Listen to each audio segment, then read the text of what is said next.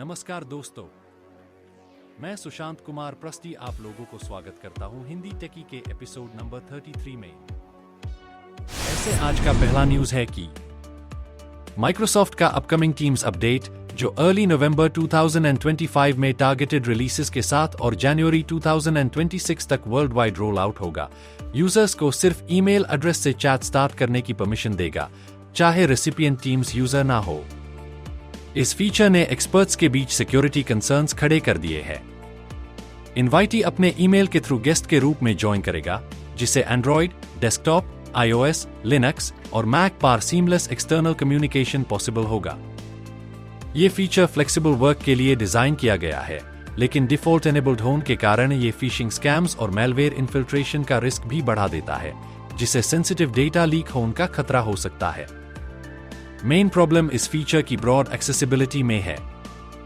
External email addresses के साथ बिना प्रॉपर वैलिडेशन के चैट अलाउ करना टीम्स के लिए एक बड़ा अटैक वेक्टर क्रिएट करता है। फिशिंग अटैकर्स फेक इनवाइट्स भेजकर यूजर्स को ट्रिक कर सकते हैं ताकि वो मलिशियस लिंक्स पर क्लिक करें या अपने क्रेडेंशियल्स शेयर कर दे। जैसे एक फेक चैट रिक्वेस्ट किसी बिजनेस पार्टनर के नाम से आकर उसमें मैलवेयर पेलोड्स छुपा सकती है, जो गेस्ट जॉइन प्रोसेस के जरिए रैंसमवेयर या स्पाईवेयर डायरेक्टली ऑर्गेनाइजेशनल चैट्स में इंजेक्ट कर दे। सिक्योरिटी रिसर्चर्स ने वार्निंग दी है कि ये पैटर्न अनऑथ फिशिंग कैंपेन्स जैसा लगता है, जहां अटैकर्स ट्रस्टेड सर्विसेज का डिस्गाइज लेकर यूजर्स का डेटा चुरा लेते हैं। ओके, नेक्स्ट सेकंड न्यूज है कि iOS 26 ने एप्पल म्यूजिक को काफी नए और जबरदस्त फीचर्स दिए, जिनमें डीजे जैसे सॉन्ग ट्रांजिशंस के लिए ऑटोमिक्स इफेक्ट भी शामिल है। अब इस वीक लॉन्च हुई iOS 26.1 के साथ ऑटोमिक्स अब एयरप्ले पर भी काम करता है। मैं अपने घर में होमपॉड्स यूज करता हूं, लेकिन अभी तक उनमें नेटिव ऑटोमिक्स सपोर्ट नहीं है। दरअसल रीसेंट होमपॉड 26 सॉफ्टवेयर अपडेट के साथ ही उन्होंने फाइनली क्रॉसफेड फीचर दिया है। लेकिन अब iOS 26.1 के साथ जब आप होमपॉड या किसी भी दूसरे एयरप्ले स्पीकर के साथ एयरप्ले यूज करते हो, तो ऑटोमिक्स भी सपोर्ट करता है। नेक्स्ट थर्ड न्यूज है कि ऐसा लगता है जैसे गूगल मैसेजेस को हर दूसरे दिन कोई नया फीचर मिलता है, लेकिन कभी कभी ये ऐप कुछ फीचर्स खो भी देता है। ऐसा ही एक फीचर था चैट के अंदर ही यूट्यूब वीडियोस को picture in picture pip window में ओपन करने का।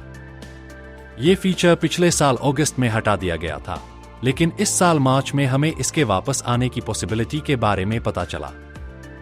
थोड़ा टाइम लगा, लेकिन अब लगता है गूगल मैसेजेस धीरे धीरे यूट्यूब पिप सपोर्ट रोल आउट कर रहा है। शुरुआत ऐप के बीटा वर्जन यूजर्स के लिए हो रही है। ओके, फोर्थ न्यूज है कि व्हाट्सएप जल्दी ही यूजर्स को साइबर अटैक्स से बचाने के लिए एक नई सेटिंग ला सकता है, जो ऐप के कुछ फीचर्स को लॉक कर देगी। ये फीचर अन यूजर्स के लिए डिजाइन किया गया है, जो टारगेटेड साइबर अटैक्स के रिस्क में हो सकते हैं। ये नया ऑप्शन व्हाट्सएप के एंड्रॉइड बीटा वर्जन में एक फीचर ट्रैकर ने स्पॉट किया है।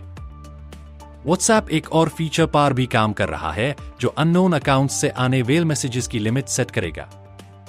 इससे स्पैम और अनवांटेड मैसेजेस कम होंगे, क्योंकि सिस्टम अनफेमिलियर सेंडर्स से आने वेल हाई वॉल्यूम मैसेजेस को डिटेक्ट करेगा और कम्युनिकेशन सेफ्टी इंप्रूव करेगा। स्ट्रिक्ट अकाउंट सेटिंग्स फीचर एक एडवांस्ड सिक्योरिटी सेफगार्ड की तरह काम करेगा, जो ऑटोमेटिकली की प्रोटेक्शंस एनेबल करेगा।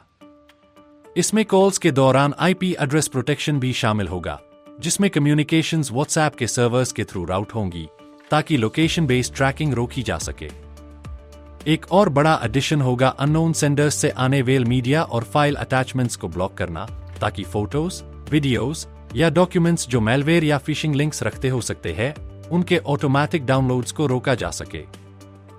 ऐसे अकाउंट्स के साथ कम्युनिकेशन सिर्फ टेक्स्ट मैसेजेस तक लिमिटेड रहेगी, जिससे रिस्क एक्सपोजर कम हो।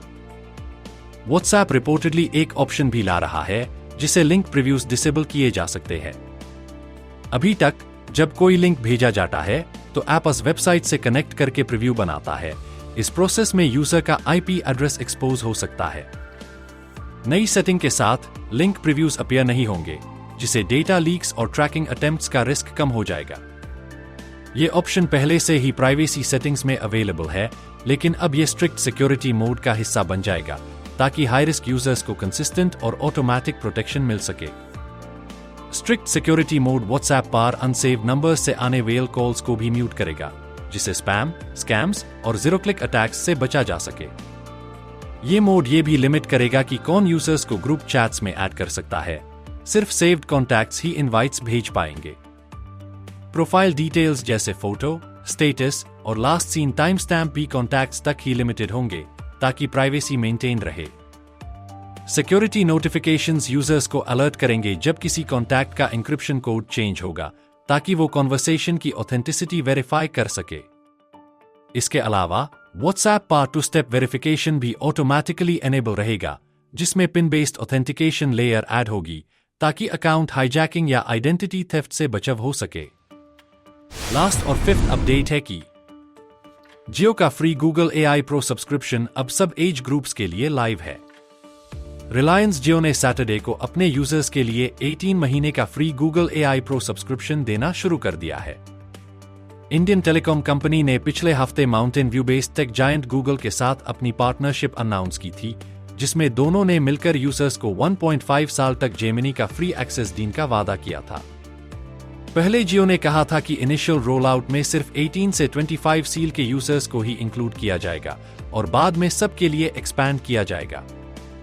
लेकिन अब लगता है कि कंपनी 25 साल से ऊपर वेल यूजर्स को भी फ्री सब्सक्रिप्शन एक्टिवेट करने दे रही है। That's all। आज का न्यूज इतना था। अगर आपको ये न्यूज पसंद आया तो आप इस वीडियो को लाइक और शेयर कर दीजिए और इसके साथ इस चैनल को सब्सक्राइब करना मत भूलिए। नमस्कार।